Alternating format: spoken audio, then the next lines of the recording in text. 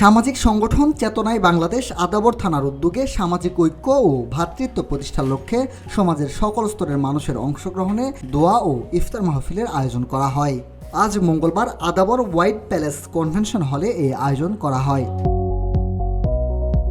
অনুষ্ঠানে প্রধান অতিথি হিসেবে উপস্থিত ছিলেন বিএনপি চেয়ারপারসনের উপদেষ্টা বীর মুক্তিযোদ্ধা আব্দুল সালাম।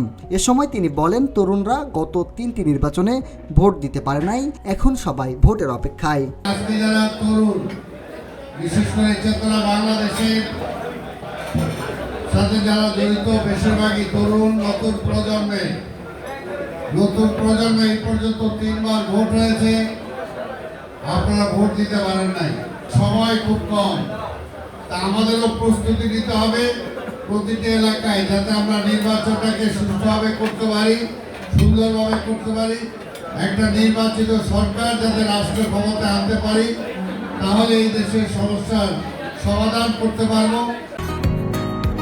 বসুন্ধরা, উত্তরা, বনশ্রী, কুড়িল ও বাড্ডা সহ রাজধানীর বিভিন্ন স্থানে অভিজাত ও অত্যাধুনিক মানের ফ্ল্যাট কেনার এক নির্ভরযোগ্য প্রতিষ্ঠান প্লেজেন্ট প্রপার্টিজ লিমিটেড।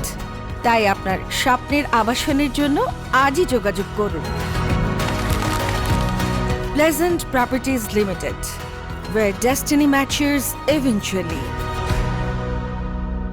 তিনি আরো বলেন, আজকে দেশের যে অবস্থা, যত দ্রুত একটি নির্বাচিত সরকার আসতে পারবে তত দ্রুতই সমস্যার সমাধান হবে। আজকে দেশের যে অবস্থা, যদি আমরা একটা নির্বাচিত সরকার যত দ্রুত আনতে পারবো, সেই সরকারকে আমরা চাপ প্রয়োগ করতে পারবো দেশের সমস্যার সমাধানের জন্য।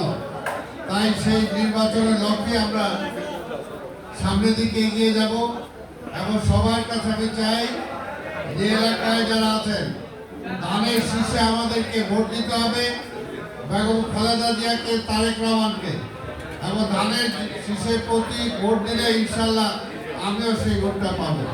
আপনাদের সবার কাছে আমরা চাই, এই দেশটাকে শান্তিতে আনার জন্য, শৃঙ্খলা আনার জন্য আজকে নির্বাচন ছাড়া কোনো বিকল্প নাই।